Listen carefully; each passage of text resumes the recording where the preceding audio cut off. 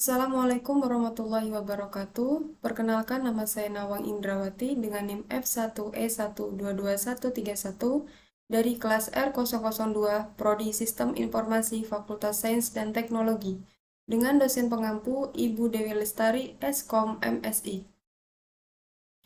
Untuk memenuhi ujian tengah semester pada mata kuliah Dasar-Dasar Sains dan Teknologi, saya akan mempresentasikan 3 materi. Langsung pada materi pertama, yaitu pengetahuan dan kesadaran. Ada 4 macam pengetahuan menurut Burhanuddin Salam. Yang pertama, yaitu pengetahuan biasa. Pengetahuan biasa adalah pengetahuan tentang hal-hal biasa ataupun pemahaman manusia akan suatu objek tertentu yang terdapat dalam kehidupan sehari-hari. Yang kedua adalah pengetahuan ilmiah. Pengetahuan ilmiah adalah ilmu atau sains yang memperoleh pengetahuannya dengan menggunakan metode tertentu, diperoleh dengan observasi, eksperimen, dan klasifikasi. Yang ketiga yaitu pengetahuan filsafat. Pengetahuan filsafat adalah pengetahuan yang diperoleh dari pemikiran yang bersifat kontemplatif dan spekulatif. Filsafat membahas hal yang lebih luas dan mendalam. Yang keempat yaitu pengetahuan agama. Pengetahuan agama adalah pengetahuan yang diperoleh dari Tuhan melalui para utusannya.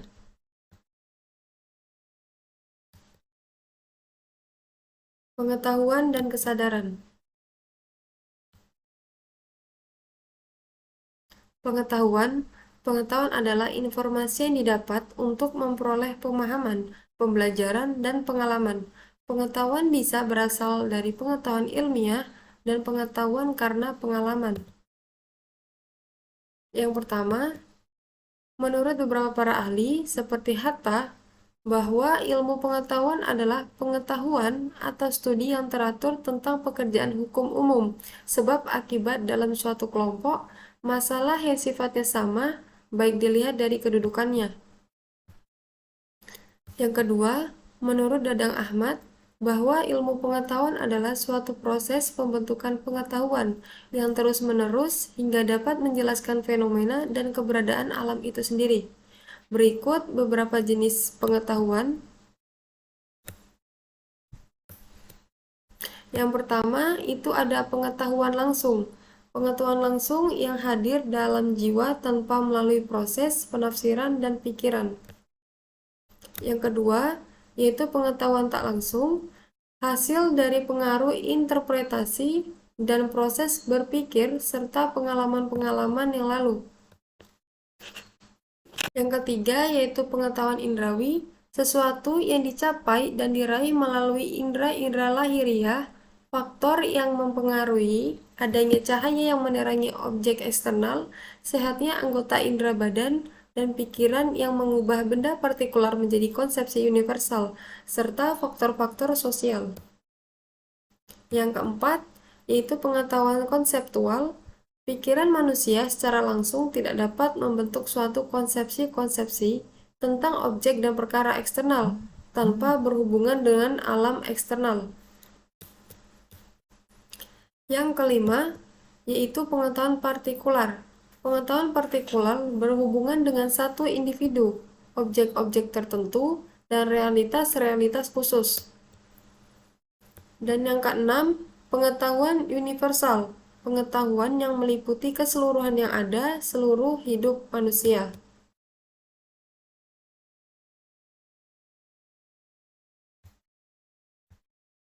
Fungsi ilmu pengetahuan. Yang pertama, menjelaskan sebuah fenomena atau kejadian yang terjadi.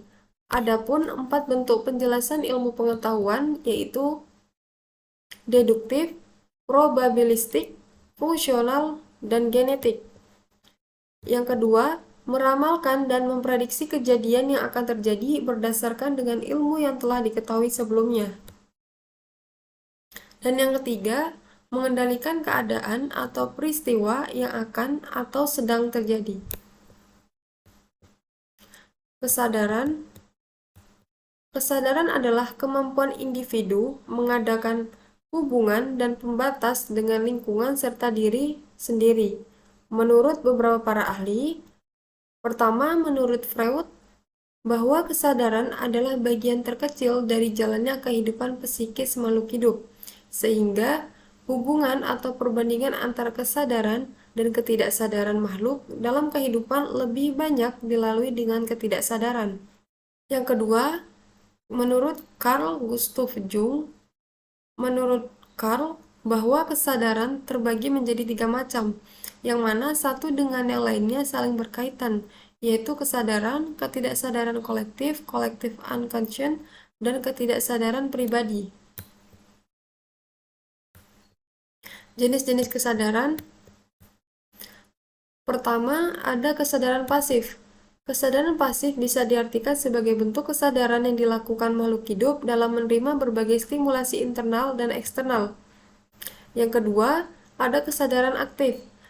Kesadaran aktif adalah suatu bentuk kesadaran yang dialami makhluk hidup dalam kehidupannya, yang mana ia selalu mencari, menelaah, dan menyeleksi pandangan yang ada. Fungsi dari kesadaran. Yang pertama, dapat digunakan dalam membuat keputusan. Yang kedua, dapat digunakan dalam mengerjakan atau mengendalikan tindakan. Yang ketiga, dapat memantau perilaku, penyesuaian. Jadi, dalam mencari pengetahuan ada beberapa sifat pemikiran, yaitu skeptis, subjektif, dan relatif.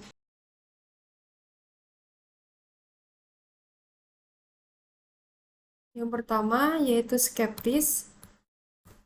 Jadi skeptis merupakan sikap meragukan kebenaran atau menganggukkan persetujuan atau penolakan. Skeptisisme dibagi menjadi dua, yaitu skeptisisme mutlak atau univer dan skeptisisme nisbi atau partikular.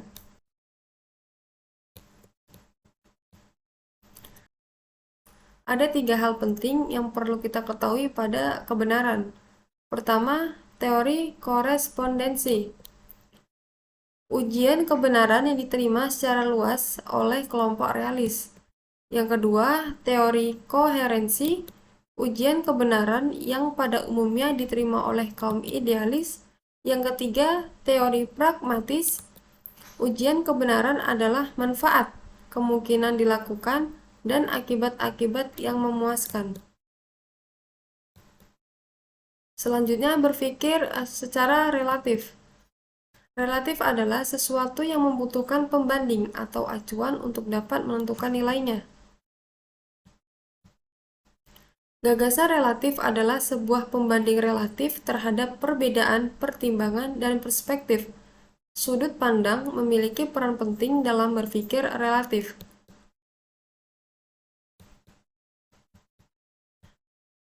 Yang ketiga yaitu berpikir secara subjektif. Sebuah pemikiran atau pernyataan yang berlandaskan pendapat atau perasaan orang yang menangkapnya. Contoh itu pada sebuah karya seni dan pada sebuah hubungan dan lain sebagainya. Yang pertama itu adalah landasan pemikiran. Opini seseorang yang kemudian dijadikan tolak ukur terhadap sebuah peristiwa yang diinformasikan. Kedua, kata pendukung. Tidak ada kepastian yang diberikan terhadap sebuah pernyataan, sehingga membuat orang berpikir 2 kali untuk pernyataan tersebut. Yang ketiga, sudut pandang. Lebih kepada pendapat pribadi tentang sebuah peristiwa yang diinformasikan. Yang keempat, dampak tergantung. Awal membawa manfaat, namun bisa juga membawa masalah yang lebih besar.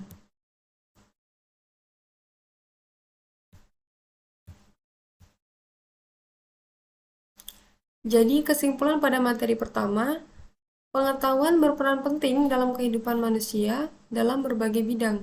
Pengetahuan itu selalu menuntut adanya subjek yang mempunyai kesadaran untuk mengetahui tentang sesuatu dan objek sebagai hal yang ingin diketahuinya. Pengetahuan sendiri terbagi menjadi 4 macam, yaitu pengetahuan biasa, pengetahuan ilmiah, pengetahuan filsafat, dan pengetahuan agama. Dalam mencari pengetahuan atau meneliti sesuatu, ada beberapa sifat pemikiran yang diperlukan, yaitu skeptis, subjektif, dan relatif.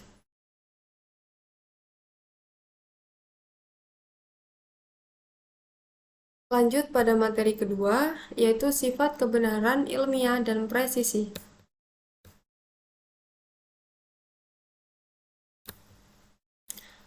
Apa itu kebenaran ilmiah?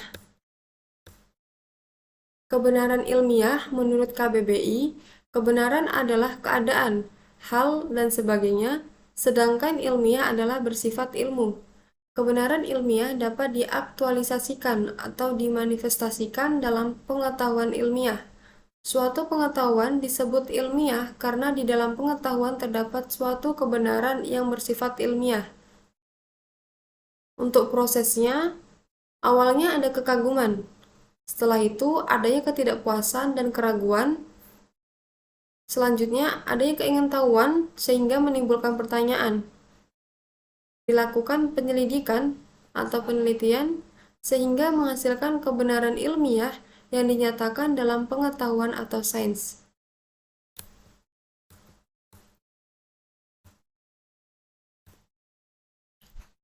Apakah kebenaran ilmiah dapat dijadikan ilmu? Jadi, ada 4 syarat kebenaran ilmiah dapat dijadikan ilmu, antara lain objektif, metodologis, universal, sistematis. Pengetahuan yang dimiliki harus memiliki dasar pembenaran, bersifat sistematis dan bersifat intersubjektif. Bagaimana cara mendapatkan kebenaran ilmiah? Cara untuk mendapatkan kebenaran ilmiah: pertama, melakukan proses penelitian. Kedua, melakukan penalaran logika. Yang ketiga, pendekatan pragmatis, koresponden, dan koheren. Apa saja hal-hal yang harus diperhatikan dalam kebenaran ilmiah? Jadi, kebenaran ilmiah sebagai kebijaksanaan memiliki artian apa yang dianggap besar haruslah bermanfaat, memajukan, dan memiliki nilai positif menjadi prioritas utama. Tanggung jawab moral dalam kebenaran ilmiah. Kebenaran ilmiah sangat membantu peradaban manusia dari berbagai bidang. Pengertian dan teori-teori kebenaran. Teori adalah serangkaian bagian atau variabel, definisi, dan dalil yang saling berhubungan, yang menghadirkan sebuah pandang sistematis mengenai fenomena dengan menghubungkan antar variabel dengan maksud menjelaskan fenomena alamiah. Kebenaran adalah persesuaian antara pengetahuan dan objek. Bisa juga diartikan suatu pendapat atau perbuatan seseorang yang sesuai dengan atau tidak ditolak oleh orang lain dan tidak merugikan diri sendiri.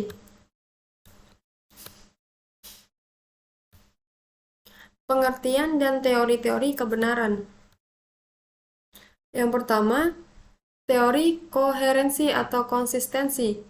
Kebenaran adalah keruntutan pernyataan satu tidak bertentangan dengan logika dengan pernyataan-pernyataan yang lain. Kedua, teori korespondensi.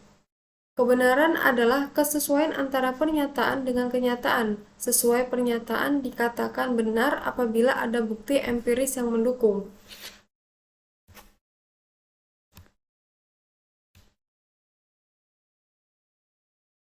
Yang ketiga yaitu teori pragmatis. Sesuatu pernyataan atau pemikiran dikatakan benar apabila dapat mendatangkan manfaat atau kegunaan pada banyak orang. Hal yang lebih penting adalah apakah pernyataan itu dapat dilaksanakan, ditindaklanjuti dalam perbuatan yang bermanfaat. Yang keempat, teori performatif. Kebenaran diputuskan atau dikemukakan oleh pemegang otoritas tertentu. Yang kelima, teori konsensus. Suatu pernyataan dikatakan benar apabila dihasilkan dari suatu konsensus bersama atau kesepakatan. Untuk mencapai konsensus, menurut Jürgen Habermas, konsensus harus memenuhi syarat. Pertama, keterpahaman. Maksudnya, hal yang dibicarakan dapat dipahami. Selanjutnya, diskursus atau wacana. Ada dialog antar ide. Ketulusan atau kejujuran. Semua kepentingan atau interest dikemukakan sehingga ada keterbukaan.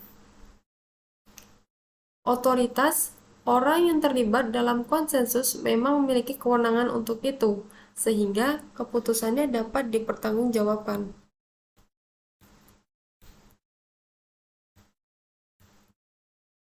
Yang keenam, teori kebenaran sintaksis. Teori ini berkembang di antara para filsuf analisa bahasa. Suatu pernyataan dianggap benar bila pernyataan itu mengikuti aturan sintaksis gramatika yang baku. 7. Teori kebenaran semantis. Suatu proposisi memiliki nilai benar ditinjau dari segi arti atau makna.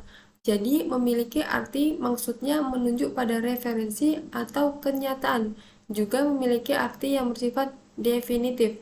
8. Teori kebenaran non-deskripsi. Menurut teori ini, suatu statement atau pernyataan itu akan mempunyai nilai benar, ditentukan atau tergantung peran dan fungsi pernyataan itu, mempunyai fungsi yang amat praktis dalam kehidupan sehari-hari. Yang kesembilan, teori kebenaran logik. Menurut teori ini, bahwa problem kebenaran hanya merupakan kekacauan bahasa saja, dan hal ini akibatnya merupakan suatu pemborosan, karena pada dasarnya apa pernyataan yang hendak dibuktikan kebenarannya memiliki derajat logik yang sama. Yang ke-10, agama sebagai teori kebenaran. Manusia adalah makhluk pencari kebenaran. Salah satu cara untuk menemukan suatu kebenaran adalah melalui agama. Agama dengan karakteristiknya sendiri memberikan jawaban atas segala persoalan asasi yang dipertanyakan manusia, baik tentang alam, manusia, maupun tentang Tuhan. Sifat-sifat kebenaran ilmiah. Pertama, struktur kebenaran ilmiah yang rasional dan logis. Struktur kebenaran ilmiah yang rasional logis adalah kebenaran ilmiah selalu dicapai berdasarkan kesimpulan yang logis dan rasional dari proposisi atau premis-premis tertentu. Kedua, sifat empiris dan kebenaran. Sifat empiris dari kebenaran ilmiah adalah bagaimanapun juga kebenaran ilmiah perlu diuji dengan kenyataan yang ada.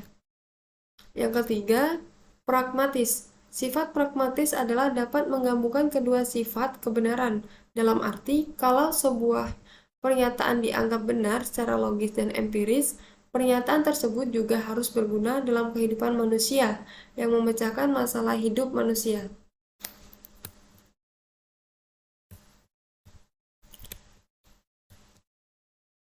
Presisi dalam KBBI memiliki arti ketepatan, ketelitian yang mana sifat kebenaran ilmiah ini harus tepat dan juga teliti. Dan sebelumnya sudah melakukan pencarian, penelitian terkait apa yang dicari. Kesimpulan pada materi kedua, kebenaran ilmiah adalah suatu kebenaran yang ada di dalam sebuah pengetahuan dan dapat dijadikan ilmu dengan memperhatikan kebijaksanaan serta tanggung jawab moral. Ilmu pengetahuan ilmiah berbeda dengan pengetahuan biasa, karena ilmu pengetahuan ilmiah merupakan hasil rangkaian kegiatan yang memang berkualifikasi ilmiah, menyangkut keharusan adanya metode ilmiah, objektif, universal tanpa pamrih dan harus berguna atau dapat dimanfaatkan. Peran filsafat ilmu sebagai kontrol terhadap ilmu akan lebih memberi arti dan makna kebenaran ilmiah yang dikandungnya dalam menghadapi zaman modern sekarang ini, yang kian mengikis nilai-nilai kemanusiaan. Nilai-nilai tersebut harus ditelaah secara filsafat, tidak hanya terbatas yang faktawi dan khusus, tetapi juga yang non-faktawi, bahkan lebih.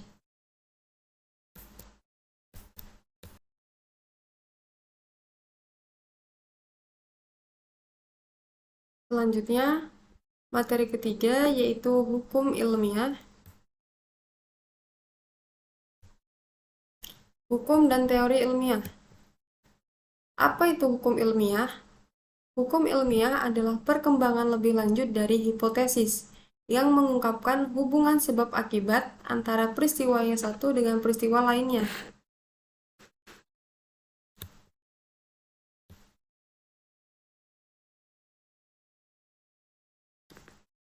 Apa itu teori ilmiah? Teori ilmiah merupakan sebuah kumpulan pernyataan yang saling berhubungan dan didukung dengan baik, menjelaskan berbagai pengamatan dan dapat digunakan untuk membuat prediksi yang dapat diuji. Secara umum, teori dapat berarti konjektur, opini atau spekulasi yang tidak mempunyai dasar-dasar fakta maupun prediksi yang dapat diuji kebenarannya. Dalam ilmu pengetahuan, teori lebih kaku, yakni teori haruslah didasarkan pada fakta-fakta yang terpantau dan dapat membuat prediksi yang dapat diuji.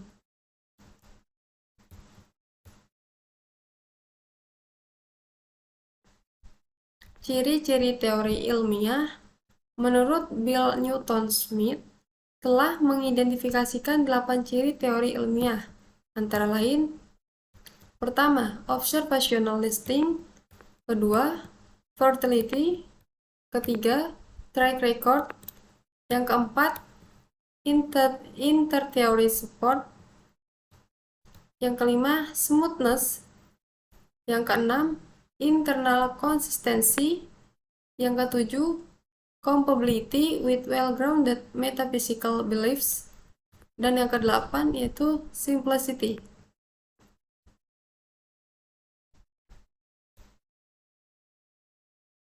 Terbentuknya hukum ilmiah. Proses terbentuknya hukum ilmiah. Sifat hukum ilmiah atau ilmu alam yaitu bersifat netral, bersifat universal, sifatnya lebih pasti. Dari garis historis, hukum sains dapat diilhami berdasarkan suatu percobaan secara ilmiah, tetapi dalam hal kepastiannya, hukum tidak sama dengan hipotesis. Hipotesis merupakan langkah menuju dirumuskannya teori dan hukum. Tahap merumuskan hipotesis juga mengacu pada hukum lain yang sedang berlaku saat itu, karena tidak ada hukum yang lahir secara tiba-tiba tanpa adanya hukum lain yang mendukungnya. Ada juga hukum tersebut dibuat atas dasar pemikiran yang kritis, atau bisa juga dengan sesuatu keadaan yang sekadar tidak sengaja.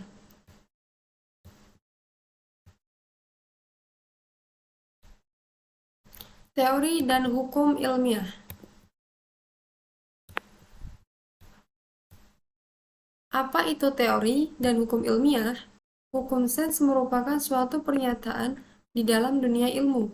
Ilmu yang bermula dari suatu hipotesis dan dibuktikan dengan percobaan-percobaan yang menyangkut teori-teori hipotesis. Dalam sejarahnya, hukum sains bisa diilhami suatu percobaan secara ilmiah.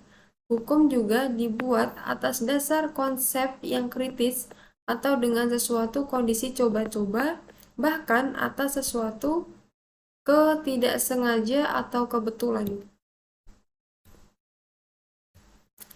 Teori hukum. Teori memberikan penjelasan dengan cara mengorganisasikan dan mensistematisasikan masalah yang dibicarakan. Teori adalah hasil pemikiran yang tidak akan musnah dan hilang begitu saja. Pada dasarnya, merupakan keanekaragaman dalam sebuah penelitian.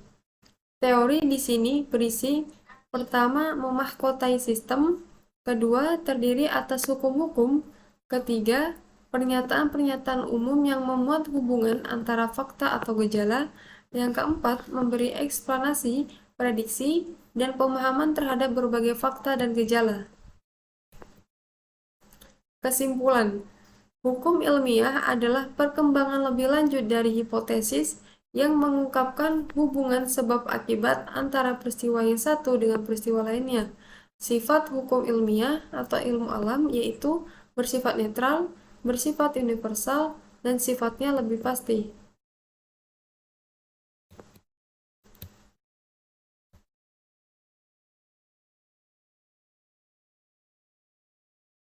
Sekian presentase dari saya. Saya ucapkan terima kasih, banyak kurang dan salahnya. Saya mohon maaf yang sebesar-besarnya. Saya akhiri, wassalamualaikum warahmatullahi wabarakatuh.